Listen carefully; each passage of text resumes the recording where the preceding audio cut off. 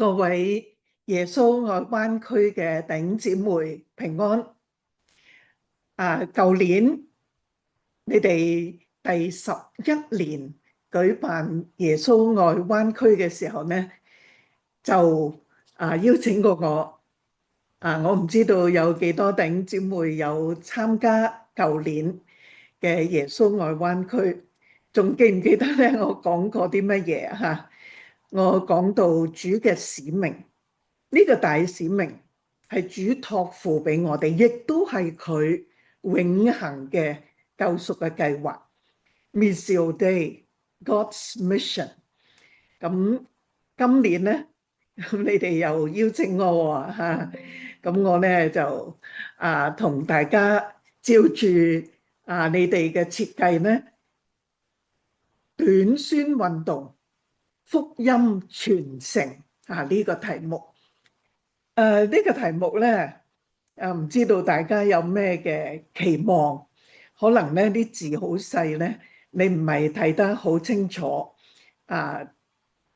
會要求我去講呢一個嘅題目，咁我咧就查一查教育百科，就睇到傳承咧，其實係傳接、承繼、繼承嘅意思嚇，就好似歷史嘅傳承，需要靠一代一代嘅人咧去努力嘅嚇。咁其實呢個題目咧，可能你哋咧係參考今年下一個月嚇，咁咧我哋就會5年一次國宣大會咧，就去到遍傳今年咧就去到呢一個東西馬來西亞嚇，咁咧就會喺吉隆坡開國宣大會。5年一次嘅，咁亦都咧分咗好多隊咧，多元文化嘅短宣隊喺東馬喺西馬有好多土著或者係當地嘅印度人啦，穆斯林，我哋未必可以直接嚟到同佢哋傳福音。可能犯佢哋嘅即係國家嘅規定，但係我哋會遇到好多華人、印度人、少數族群等等土著，我哋希望喺嗰度同佢哋嚟到分享神嘅恩典呢個從天上而嚟嘅福氣。咁喺國宣大會咧，又係呢個題目喎，福音傳承咁我咧就喺過去啱啱30日，我哋每一天咧都有禱文嚟到去紀念呢一個下一個月嗰個遍傳，同埋我哋咁難得10幾個城市嘅短宣中心嘅領袖聚埋一齊，咁我哋咧彼此相交，彼此激勵。咁究竟有咩需要禱告㗎？咁我咧就寫咗第一日喎嚇。咁細隻字咧，大家睇唔到㗎啦。咁我咧就將佢嚟到放大一啲。咁大家咧就睇到啦。原來福音傳承咧係非常唔容易㗎。我哋思想返主耶穌佢降生嘅時候咧，已經係一個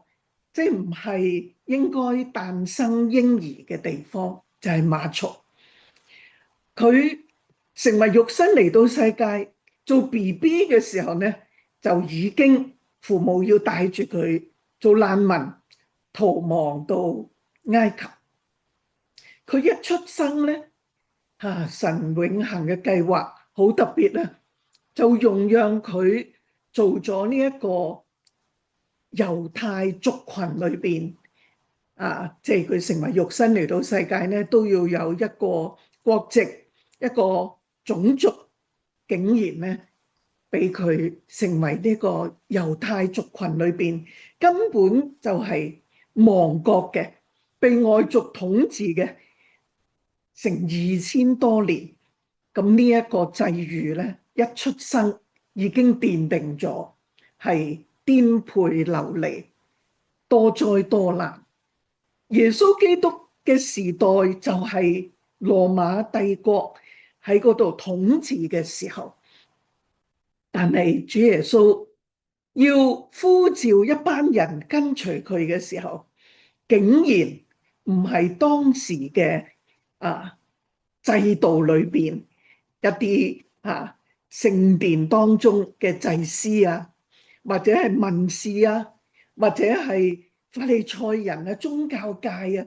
而係咧無學問嘅小民。咁佢所建立嘅基督教會咧，其實成300多年咧，都係喺受逼迫、坐監甚至殉難嘅狀況。所以咁樣嘅狀況底下咧，點樣傳承到呢個福音呢？福音點可能遍傳到喺咁惡劣嘅條件底下呢？但係好特別嚇，親愛弟兄姊妹，我哋都知道，今日接近82億嘅全球嘅人口咧，廣義嚟講，話自己係基督徒，咁有一啲咧信得唔清楚，有啲掛名，有一啲甚至係異端嚟嘅咁但係無論如何咧，都係佔大部分32%全球嘅宗教裏邊咧，以基督教咧最普及咁當然咧回教咧就即係追得好緊迫亦都發展得好快。咁仲有其他嘅宗教都好努力。咁所以我哋真正重生得救嘅基督徒咧，我哋嘅百分比少好多㗎我哋要更加額外嘅努力。究竟耶穌嘅時代，佢要傳承呢個福音，佢升天，佢離開門徒啦，咁佢交託呢個大使命俾乜嘢人呢？當我哋咧仔細睇四福音嘅時候，你會發現咧，主耶穌好認真去通宵祈禱嘅佢唔係隨隨便便揀人㗎。咁唔係揀嗰啲好有學問、社會地位好高、好有權勢一出嚟咧就壓場嘅，佢而係通宵禱告，揀啲12個真係跟住佢，常與佢同在，教住佢哋點樣去傳道嘅呢12個使徒。剛才都有提到，都係啲打魚㗎、稅吏或者社會階層低㗎無學問嘅小民，就俾當時嘅社會喺嗰度嚟到笑呢一班跟過耶穌嘅雖然好有膽，但係咧冇乜料到咁樣而且主耶穌帶住佢哋傳道嘅時候咧，都常常提醒佢哋，甚至話佢哋係小信嘅人，好冇信心嘅咩都即係搞唔掂咁甚至咧多馬都好明顯咧係一個疑心好重嘅咁主耶穌點解揀埋呢啲人咧咁一路已經面向呢個耶路撒冷，都講埋俾佢哋聽，自己咧都要殉難，竟然呢班嘅使徒咧仲掛住坐邊個位，爭論誰為大咁出動埋咧媽媽嚟到咧求耶穌咧俾佢兩個仔咧坐左右邊做丞相咁樣咁但係雅各同約翰咧其實都有一個別名咧叫做雷子即係咧脾氣好猛嘅即係其實呢班嘅使徒咧都好多即係性格唔單止話有冇料啦咁甚至咧自己本身嘅人嘅性格咧都好多唔完美嘅地方，發脾氣真係呢啲撒瑪利亞嘅村莊嘅人唔接待我哋喎，主啊，你吩咐天上降火嚟到燒晒佢哋啦。主耶穌咧要成日提示佢哋，我哋嚟係救人噶，唔係嚟滅人噶嚇。咁你又發現咧，真係成班門徒裏邊咧，原來12個裏邊唔係主耶穌亂揀嘅喎，佢真係俾機會呢個加略人猶大嘅喎。但係聖經話咧，佢係賊嚟嘅，成日咧係一路管錢咧，一路咧就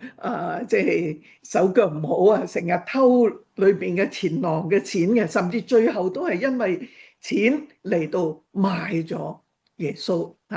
咁自己就算後嚟覺得好慚愧要自殺都好咧，佢其實個心裏邊咧都係因為錢咁呢班嘅12個使徒嘅質素咁樣點承擔嗰個大使命咁馬可福音咧仲記載咧，哇！當啲兵丁嚟捉耶穌嘅時候咧，即係四散啊！啲門徒真係個個都為命奔逃。咁其中咧有一個少年人本來咧就赤着身咧披住個麻布嘅啫。咁嗰啲兵一嚟捉咧，佢連麻布都金蟬脫殼，抌低埋咧，赤身都走啦。咁你話邊個嚟㗎？咁應該最清楚咧，因為夜媽媽咧應該係自己啦，馬可啦，佢記錄亦都咧，佢係比較年輕嘅走晒，唔着衫都要為命奔逃。咁你話，個個都好多問題甚至呢個大使徒彼得，佢話點樣愛主個個即係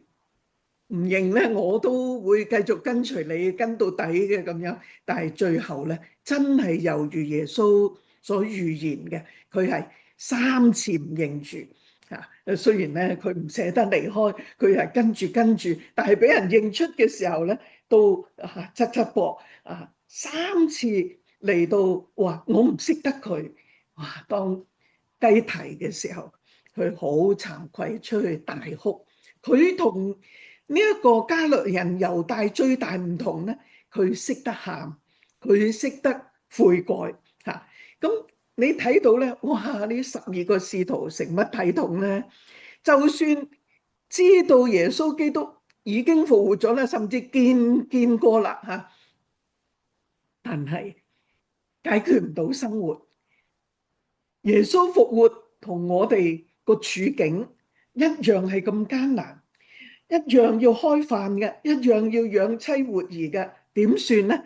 所以彼得拍下心口就話：我打魚去咁，其他個門徒都跟埋喎，我哋都同你一齊去咁，大家都有家庭，自己都要食，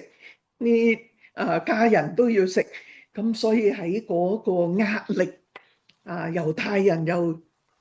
追逼佢哋，羅馬帝國嘅人又對佢哋不利，所以其實做基督徒喺耶穌嘅時代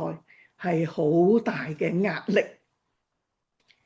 就算到約定嘅山上，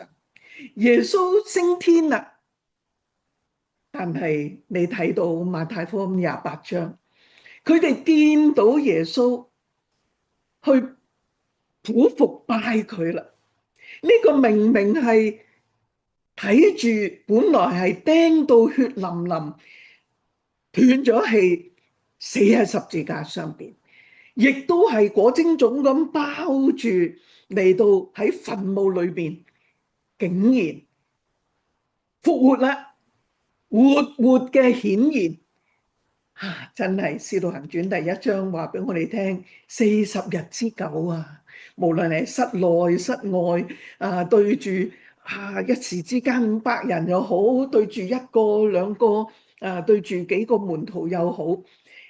重重複複咁樣談論天國嘅真理，但係臨升天嘅時候，仍然有人疑惑，你話呢一班咁樣點樣承接呢個大使命啊？親愛弟兄姊妹，當我默想聖經，當我思想呢一個福音嘅傳承嘅時候，我哋有得揀嘅話，我哋會揀啲精英，我哋會揀啲醒目嘅，我哋會揀啲忠誠嘅。但係主耶穌竟然將大使命託付俾呢一班咁不成氣候、咁唔生性、咁多問題嘅人，無論信心、無論靈性、無論學問、無論社會地位，哇！你真係點搞啊？竟然耶穌信得過佢哋，仲話叫佢哋將福音傳俾萬民喎。萬民即係唔係淨係猶太人啦，世界各地嘅人好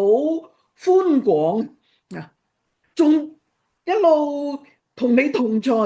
加力量俾你哋，直到世界嘅末了喎。哇！真係成世咁樣嚟到傳揚呢個福音，好長嘅時間，一生之久，直到今天。親愛弟兄姊妹，呢一個係關鍵，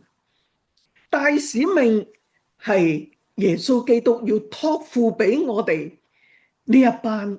清楚重生得救呢一班嘅真正嘅基督徒。耶穌基督稱我哋為 disciples 門徒，唔係得個頭腦嘅知識，我係信徒啊，中意就信，唔中意就唔信，情緒好就信多啲啊，情緒低落好多困難就唔信咯，咁樣係真係跟隨主嘅 disciples 啊，跟個師傅嘅。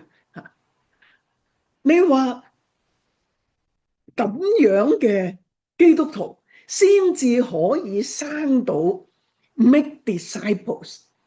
先至可以再建造，再嚟到建立一啲嘅真正嘅門徒。你話主啊，你咁樣做會唔會太冒險呢？你會唔會所託非人呢？你呢一番嘅功夫，又降生成人，紆尊降貴，又捨身十架，流盡寶血，真係一番嘅心血。你交俾咁樣一批嘅不成氣候嘅人，嗱，親愛弟兄姊妹，呢個係我今日要話俾大家聽嘅，主就係咁樣做。咁我自己咧，少少嘅經歷裏邊咧，我都有一啲實際嘅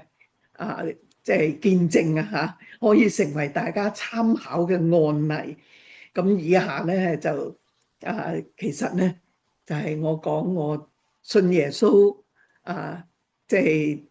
喺教書，喺教中學做老師，即係嗰個過程裏邊咧，帶嗰啲學生嚟到信主咧。咁所以以下一啲嘅圖片咧有佢哋嘅樣，咁我哋咧會做一啲嘅特效咧，就讓即係尊重佢哋嘅私隱嚇，免得咧呢一啲一路流通出去嘅時候咧又揾唔翻佢哋，分散到各地咧一時之間咧唔能夠逐個問佢哋可唔可以你個樣咧留喺呢一個嘅簡報嗰度啊咁樣。咁所以咧即係放俾大家睇，咁但係咧容許嗰啲嘅樣咧做咗啲特效嚇。咁呢一批咧就係我真係喺度掙扎。本來咧大家知道我嘅信主嘅背景咧，我唔多講啦。本來咧就要去印度修行嚇，做印度教徒啊。咁咧就翻嚟香港咧，同屋企人即係道別嘅啫。咁咧就俾人掹咗咧去代課嚇。咁咧就有半年一個學期嘅時間咧，就係幫一間中學嘅學生，咁教英文嚇。咁咧就77年嘅時候，咁我到學期尾咧，咁我就即係已經係清楚信主又去唔到印度啦，咁咧就奉獻做傳道嘅嚇。咁大家咧睇到咧呢班咧係Form 3中三嘅學生嚇。咁我咧雖然話教咗佢哋即係半年即係就入咗神學院啦。咁但係我後嚟咧就帶咗佢哋咧返教會嚇。咁喺教會嗰度咧就做傳道，一路做神學生咧，一路栽培佢哋嚇。咁呢班學生咧好曳曳地啦，夠創意啦，又活潑啦嚇，好多嘅聚會咧都係俾佢哋有參與啦嚇。咁俾佢哋咧可以咧係用話劇用乜嘢咁，所以當日咧佢哋又又扮魔鬼又扮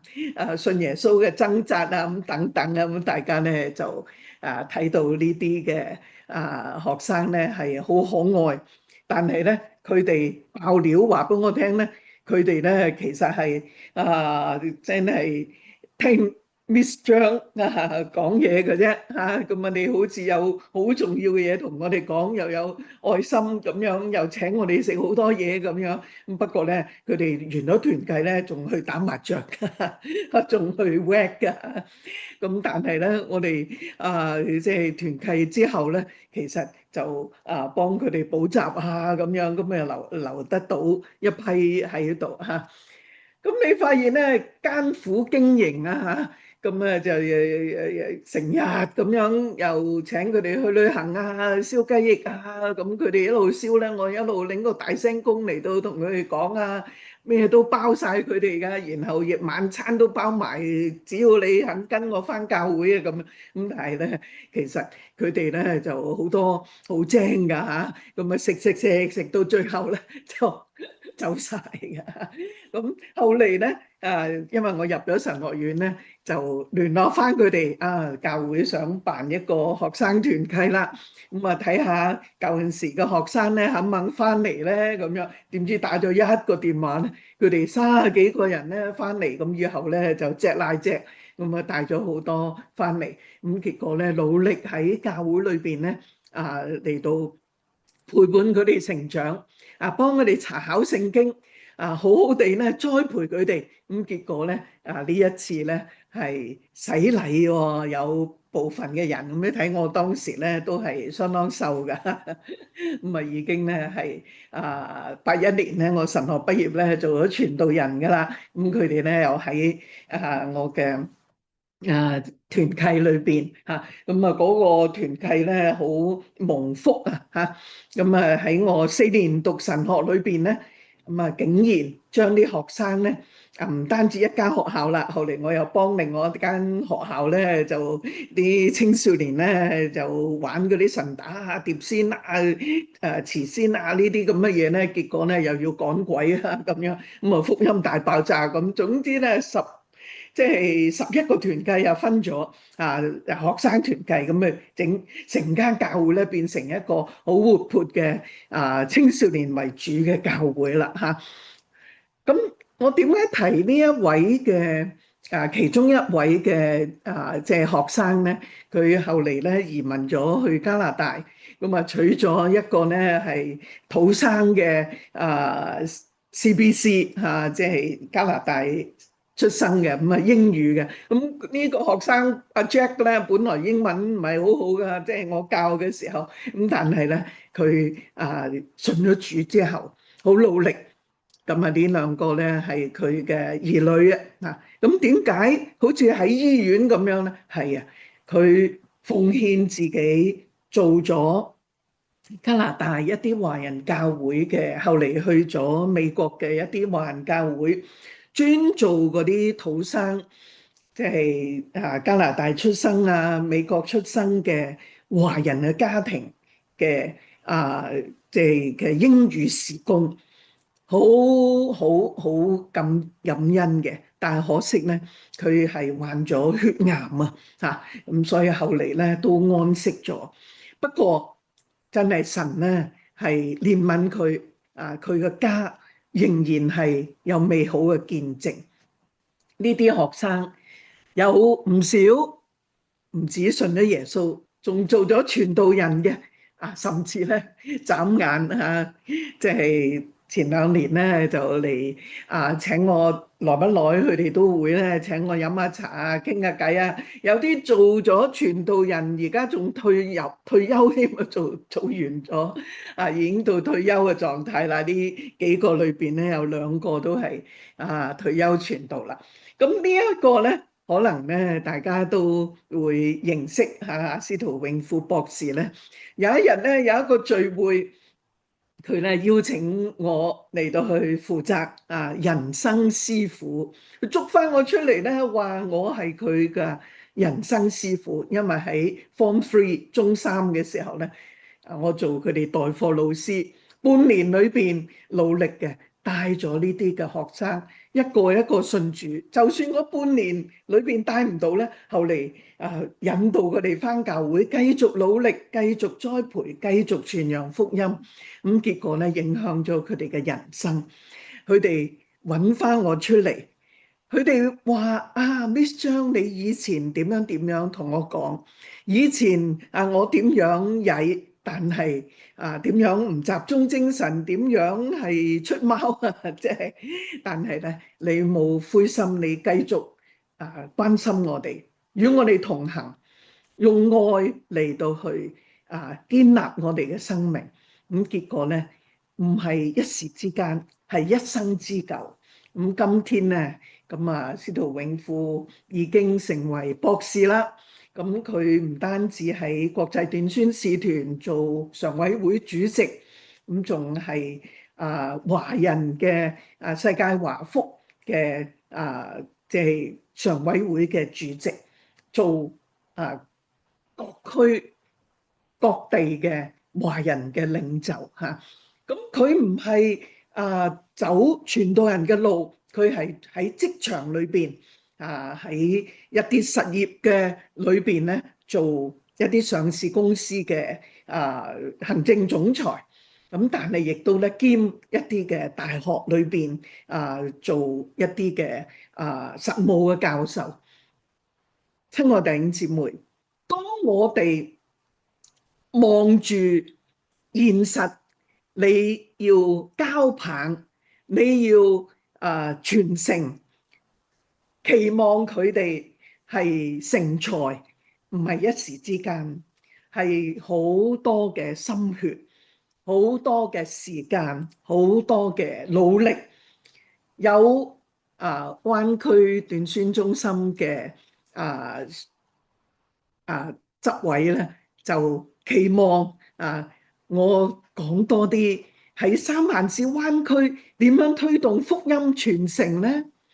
如果第一批傳福音嘅門徒都未建立，好難就傳承到下一梯隊。所以耶穌基督嘅策略咧，佢揀12個就係咁偉大，全球性，哇！真係咧，直到世界嘅末了，咁偉大嘅福音嘅藍圖，唔係一時之間達得到。你先要揀一啲，你唔係揀晒一啲社會精英，可能佢係無學問嘅小民，可能佢係靈性好幼嫩，好多小信，好多時令你激心，又爭論誰為大又偷錢又呢樣嗰樣，令到你咧係嘔血咁滯嘅。咁但係主耶穌咧仍然係喺揀啲12個去好好栽培佢，帶住佢哋出入，又差遣70個。所以路加福音第9章第10章咧，我常常都喺短宣運動裏邊講，你睇到無論係全時間奉獻嘅，或者係信徒更多倍成6倍咁多嘅人數，我哋都要全民總動員。耶穌基督嘅策略係兩個差遣我哋出去，好好地外展，好好地遍傳。耶穌嘅策略係用門徒嚟到生門徒 ，make disciples， 訓練佢哋成為福音人、佈道人、宣教人。可能大家好想我哋講一啲咩城市策略即係點樣嘅一啲植堂策略啊？其實喺短宣運動起步嘅時候，我曾經喺平安福音堂動員佢哋聯堂，當時咧係有幾間嘅堂會，咁我哋咧選擇喺沙田，完全冇平安福音堂嘅嚇，而且咧當時嘅沙田咧係1986年代咧，其實都係分咗10個區嘅分區左右。咁我用社會科學嘅方法咧嚟到去研究有幾多教會咧？原來咧其中某一個區咧係好少教會嘅。個個區都其實教會唔多嘅咧，其中呢個區咧特別少教會嘅。咁多人口，但係咁少教會，咁我哋咧就做咗一啲由零開荒植堂嘅逐家佈道，街頭佈道，喺屋邨擺畫板，好多外展嘅工作。咁當時咧就呼籲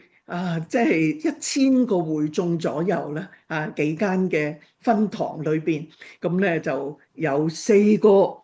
姊妹願意回應做咧2年本地嘅短期宣教士，咁咧就教會支持佢哋基本嘅一啲交通費食飯食晏錢咁樣，好基本嘅啫嚇。咁然後咧就稱佢哋為咧本地2年全時間嘅短期宣教士。咁我咧就每一日一早8點半就係同佢哋一齊跪低靈修祈禱，然後就又係我教即係講早會啦，然後又教2堂訓練啦，然後咧就一齊食晏啦，然後開始出隊啦下晝然後咧黃昏嘅時候咧就檢討啦，然後咧大家咧就先至翻屋企休息，然後第二朝一早又再嚟過，咁連續係咁慢慢先增加同工，慢慢先至咧嗰個拓荒由零開始。一方面就係平日我哋逐家逐戶佢哋話異端先做嘅喎，當時就係撞到啲異端所以啲人爆門啦啲教會話我哋唔做呢啲嘅，啲異端先做嘅。咁但係聖經咧明明係教我哋去逐家逐戶、各城各鄉咁樣去尋羊嘅喎，咁所以我哋咧照做。不過咧，我哋係深入嘅同佢哋查考聖經，亦都咧週末嘅時候動員其他嘅堂會嘅弟兄姊妹，你週末先得閒嚟支援，咁我哋借用嗰啲嘅社區會堂咧嚟到辦嗰啲嘅福音性佈道性聚會咁樣，咁結果咧就慢慢建立咗一間嘅分堂出嚟，由零開始嘅。咁當然其他地區嘅平安福音堂又見到啦，真係要幫手嘅，真係要支援嘅。咁有啲咧已經係搬咗入去沙田噶啦，咁即係有即係30個度啦，咁願意咧做班底，咁然後一路發展30年之後，咁多滿嘅，咁我買咗一個戲院做咗教會親愛弟兄姊妹，我哋整個短宣運動咧係動員信徒，唔係淨係嗰啲全時間清楚蒙召嘅，其實大使命係為我哋每一個基督徒嘅。我哋要鼓勵教會支持呢啲信徒如果教會唔支持有時教會咧淨係支持嗰啲去海外嘅1-2個禮拜嘅咁樣但係喺本地咧2年全時間即係初期嘅時候都唔識得支持嘅喎，咁結果咧啲弟兄姊妹咧啲短宣嘅同學咧就寧願儲錢慳埋自費嚟到咧2年當兵，為天國當兵真係好感謝神。咁今天咧就無論本地無論海外，大家都明白更加多。咁所以咧，當我蒐集已經32年2018年咧32年，而家又再過多8年啦，咁成短宣運動40週年噶啦，今年即係國宣大會咧就係慶祝40週年啦咁我哋咧就睇每一個地區嘅短宣中心神點樣奇妙嘅開始咧每一個地區都有唔同嘅特色。呢度咧就有成12個城市呢張圖咧都未最新啦咁大華府咧都註冊咗啦要成立短宣中心啦。咁仲有一個咧係新澤西州咧，佢哋未即係成為佈道團或者成為短宣中心，但係佢哋咧就係耶穌愛新澤西咁樣開始嘅咁求主咧賜福。13個城市裏邊，大部分係弟兄姊妹熱心起上嚟，我哋做義工，我哋出錢出力為福音，為天國當兵。咁有可以奉獻到幾長嘅時間就幾長嘅時間，或者兼part time 或者咧係週末或者夜晚總之咧就神使用我哋每一個信徒。耶穌基督嘅策略係使萬民作佢嘅門徒，要將主嘅吩咐教訓嚟到讓佢哋遵守咁呢個咧就係牽涉埋栽培，就唔係就咁周街派單張就派晒就完啦咁個個講一次耶穌愛你就算啦咁樣。其實係要跟進嘅，其實係要培植佢哋成為主嘅門徒。咁就算你唔係咧將成本聖經咁長時間教佢咧，至少你同咗佢傳福音咧，仲要初信栽培短宣運動咧最基本要做埋跟進同埋初信栽培，讓佢留得低佢洗禮奉父子聖靈嘅名俾佢哋施洗，讓佢哋加入到教會，根植喺教會裏邊，然後讓佢哋可以被栽培成為下一梯隊嘅門徒。所以今天短宣運動福音傳承喺灣區短宣中心，你哋需要福音傳承嘅話，求主先讓你哋做第一梯隊，做第一批嘅門徒，好好地去外展，兩個去遍傳福音。每兩個耶穌基督聚集佢哋成為一個小隊12人，再成為一個中隊70人，再組成更多人我聽到你哋有成200幾個弟兄姊妹參加呢一個耶穌愛灣區，感謝讚美神讓我哋分隊嘅成為大隊，傳福音嘅成為大隊，嚟到將福音遍傳，建立門徒，然後你哋可以帶住佢哋，好似保羅帶住提摩太，讓福音代代相傳，榮耀歸俾主。